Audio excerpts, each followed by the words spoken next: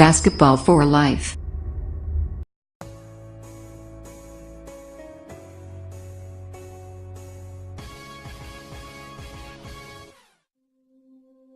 I feel like I'm the most fierce competitor there is. I don't think I'm ever going to find something to equal the game of basketball.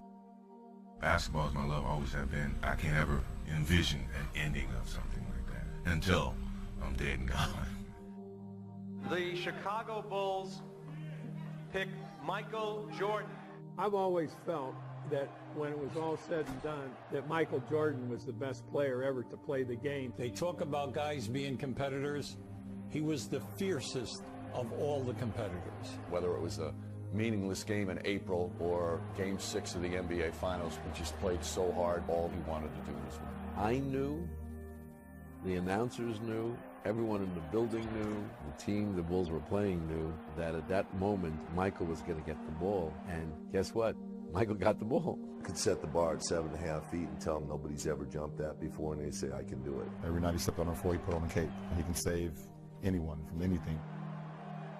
North Carolina came to Cameron Indoor Stadium to play against Duke. During the game, Michael hit his head on the backboard. They had to stop the game. And when we broke the huddle, we kind of looked at each other going, do we have to go back out there? That guy just hit his head on the backboard. We played a game called Chicken where we'd start out at the three-point line, go in and try to dunk on each other. And believe it or not, I actually dunked on Michael Jordan. He probably would deny that, but I did. When I hear your name, I think of how much I detested you because we could never get over the top. Right now, I would go up to him and just grab his neck and just... As a fan of the bad boy Detroit Pistons, I was so elated when we eliminated the Bulls a couple of years, but when the Bulls finally got over the hump, I felt like I was in the line with Isaiah and Lambeer and the rest of the crew that walked off the floor and didn't shake the Bulls' hands. Chicago going for their first world championship in the Jordan era, and he goes up, he elevates, he switches hands in the air. The most beautiful move that I had seen. Michael Jordan became a symbol of both the Bulls and the league. Michael Jordan showed that the name on the back of the jersey could be bigger than the name on the front. My son is 3 years old, and if you ask him who wears number 23, he'll say Michael Jordan. I chose number 23. One of the reasons was because of Michael Jordan. He was the blueprint for how to make a lot of money as a personality and as a personal brand. The other day, we were going through a walkthrough, and there was 15 guys in the room, and 13 of those 15 guys had on Jordans. Playing against him for the first time at the United Center, and I got thrown into the fire. He made a nice baseline spin move on me. I knew it was coming.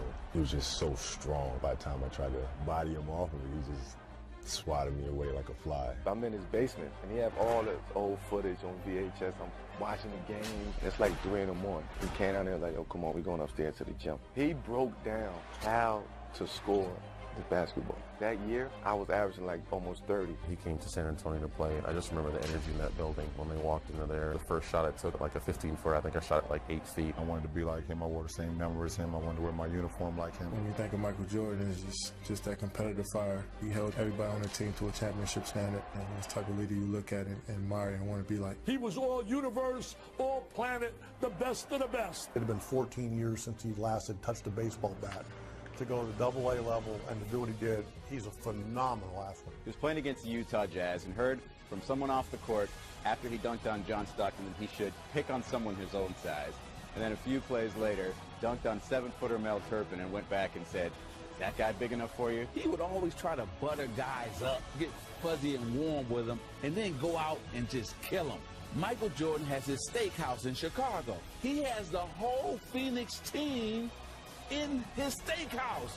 How are the Phoenix Suns going to beat Michael Jordan after going to dinner with him and Michael picking up the tab? It was no way it was going to happen. And sure enough, it didn't happen. He tried that with me, but I wasn't going for it. Michael Jordan was everything. Everybody's hero. That guy's got a lot of heart. I was just so in awe. He changed my life. Once in a lifetime. He's the greatest of all time.